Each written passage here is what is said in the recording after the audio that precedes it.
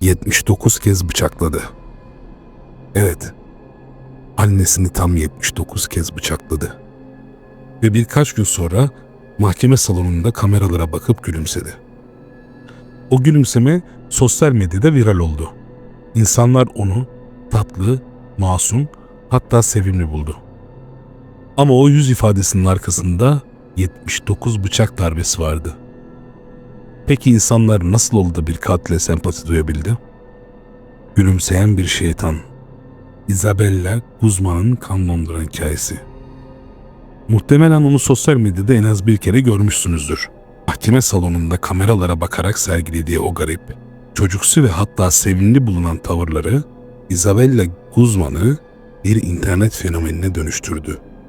Ancak bu görüntüler 2013 yılına ait ve o gülümsemenin arkasında yatan gerçek, sosyal medyadaki hayran kitlesinin hayal bile edemeyeceği kadar karanlık. O gün kameralara gülümseyen genç kız, aslında öz annesini tam 79 bıçak darbesiyle vahşice katletmiş bir caninin maskesiydi. Peki insanlar nasıl oldu da bir katile sempati duyabildi? Gelin, bu kan donduran davanın detaylarına inelim. Hazırsan anlatıyorum.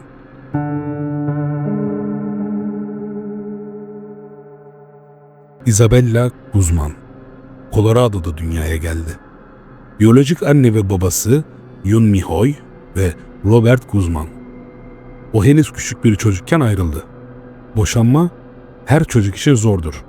Ancak Isabella için bu süreç dindirmek bilmediği öfkenin başlangıcı oldu. Annesi Yun Mi daha sonra Ryan Hoy ile evlendi. Isabella üvey babasını hiçbir zaman kabullenmedi ve annesinin bu yeni hayatına karşı derin bir nefret beslemeye başladı. Yıllar geçtikçe Isabella'nın annesiyle olan tartışmaları şiddetlendi. Çatışmalar o kadar dayanılmaz bir hal almıştı ki aile çaresiz kalarak Isabella'yı birkaç yıllığına babasının yanına gönderdi. Mesafenin onu sakinleştireceğini umuyorlardı. Ancak bu ayrılık Isabella'nın içindeki karanlığı daha da besledi. Gençlik yıllarının sonunda annesinin evine geri döndüğünde annesinin karşısında artık sadece asi bir genç değil, her fırsatta nefretini kusan bir yabancı vardı. 28 Ağustos 2013 günü her şeyin koptuğu gün oldu. Anne Yunmi kızından gelen tüyler ürpertici bir e-postayla sarsıldı. Mesajda tek bir cümle yazıyordu. Bunun bedelini ödeyeceksin. Yıllardır süren psikolojik baskı ve sözlü şiddet artık somut bir tehdide dönmüştü. Yunmi korku içinde polisi aradı. Polis eve gelip Isabella ile konuştu. Ona annesine saygılı davranması gerektiğini, aksi takdirde evden atılabileceğini söyledi. Ancak polisin bu uyarısı Isabella'yı korkutmak yerine içindeki o devasa öfke barajının kapaklarını tamamen açtı. O akşam biyolojik babası Robert, Isabella ile konuşmaya geldi.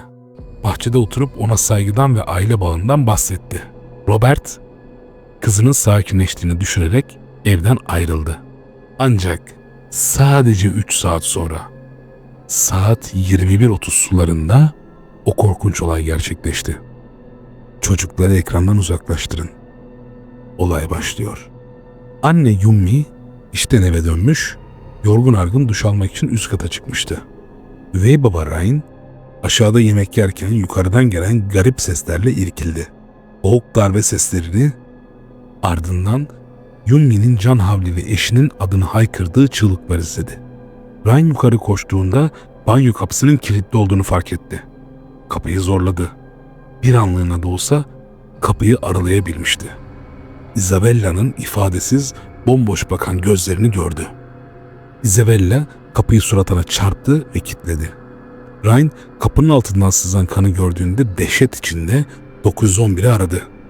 Banyo kapısı açıldığında karşısında elinde bıçakla duran Isabella vardı. Hiçbir şey söylemeden üvey babasının yanından sakin bir şekilde geçip gitti. Üzerinde sadece pembe bir sporcu sütyeni ve şort vardı. Ryan banyoya girdiğinde hayatının en büyük kabusuyla karşılaştı. Karısı Yunmi kanlar içinde yerde yatıyordu.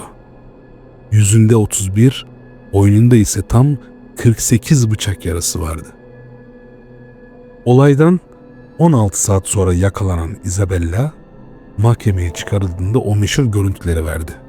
Turuncu mahkum tulumu içinde kelepçeli haldeyken kameralara bakıp ağlıyormuş gibi yapıyor, ardından alaycı bir şekilde gülümsüyordu. Bu tavırları yıllar sonra sosyal medyada tatlı ama psikopat etiketiyle viral oldu. Ancak mahkeme salonundaki bu şovun ardındaki hukuki gerçek çok farklıydı.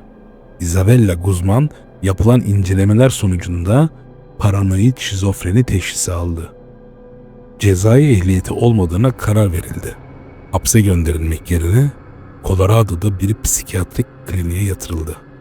Isabella bazen mahkeme izniyle elindeki GPS takip cihazıyla dışarı çıkmasına izin veriliyordu. Olaya devam etmeden önce bu tarz gerçek suç dosyalarını beğeniyorsan sen de kanala abone olarak bana destek olabilirsin. Isabella Guzman'ın hikayesi sadece bir cinayet davası değil, bir hikaye, bir gülümsemenin insanları nasıl yanıltabileceğini gösteriyor. Çünkü biz yüzlere inanıyoruz, ifadeye inanıyoruz, masum görünenlere inanıyoruz. Ama bazen en tehlikeli şey kötülüğün bağırması değil, gülümsemesidir. Ve o gün mahkeme salonunda gördüğünüz şey bir gülümseme değildi, bir maskeydi. Evet, eğer bu dosya ilgili çektiyse ekranda gördüğün diğer vakalarda göz atabilirsin. Gerçek suç dünyasında görünenle gerçek arasındaki çizgi sandığımızdan çok daha ince. Eyvallah.